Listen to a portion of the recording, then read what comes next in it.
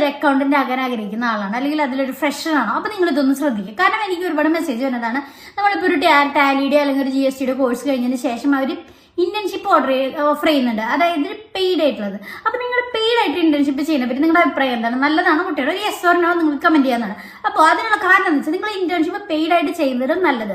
നിങ്ങളൊരു CA ഫേമിലോ അല്ലെങ്കിൽ ഒരു ടാക്സ് പ്രാക്ടീഷണർ എടുത്ത് ഒരു ട്രെയിനി ആയിട്ട് ചേരാം. അതായത് നിങ്ങളുടെ ഡിഗ്രി കഴിഞ്ഞതിന് ശേഷം 1 വർഷമോ 2 വർഷമോ ഇങ്ങനെ ട്രെയിൻ ആയിട്ട് ചേർന്ന് നിങ്ങൾക്ക് അക്കൗണ്ട്സിലുള്ള ടാലി, GST, IT ഫയലിംഗ്, അങ്ങനെ നിങ്ങളുടെ കമ്പനി അക്കൗണ്ട്സ്, അങ്ങനെ വരുന്ന എല്ലാത്തിൻ്റെയും പലവിധ കമ്പനികളുടെ അക്കൗണ്ട്സ് നമുക്ക് റിയൽ ടൈം ആയിട്ട് ചെയ്യാൻ പറ്റും. ആ ഒരു സ്ട്രെസ്സിൽ, അതായത് ഡ്യൂ ഡേറ്റ് വരുന്നതിന്റെ സ്ട്രെസ്സിലും ആ ഒരു എക്സ്പീരിയൻസ് നിങ്ങൾക്ക് പറ്റും. പക്ഷേ ഇന്റേൺഷിപ്പ് എന്ന് പറയുമ്പോൾ നിങ്ങൾക്ക് അങ്ങനെ ഒരു ഇത് കിട്ടുമെന്ന് എനിക്കറിയില്ല, ഞാൻ ചെയ്തിട്ടില്ല, ഞാൻ ഇങ്ങനെയാണ് ചെയ്തിരിക്കുന്നത്. അപ്പോൾ അതായിരിക്കും നിങ്ങൾക്ക് കൂടുതൽ ബെനിഫിഷ്യൽ ആവുക. നിങ്ങളുടെ എക്സ്പീരിയൻസ്, നിങ്ങൾ നല്ലൊരു അക്കൗണ്ടന്റ് ആകാൻ ഏറ്റവും ഉപകാരപ്പെടുന്നത് അങ്ങനത്തെ ഒരു ഇതായിരിക്കും നല്ലത്. നിങ്ങൾക്ക് അതിനുശേഷം നല്ലൊരു അക്കൗണ്ടന്റ് ജോലി കിട്ടാനും സാധ്യത വളരെ കൂടുതലാണ്. ഇങ്ങനെ ഒരു എക്സ്പീരിയൻസ് നിങ്ങൾക്ക്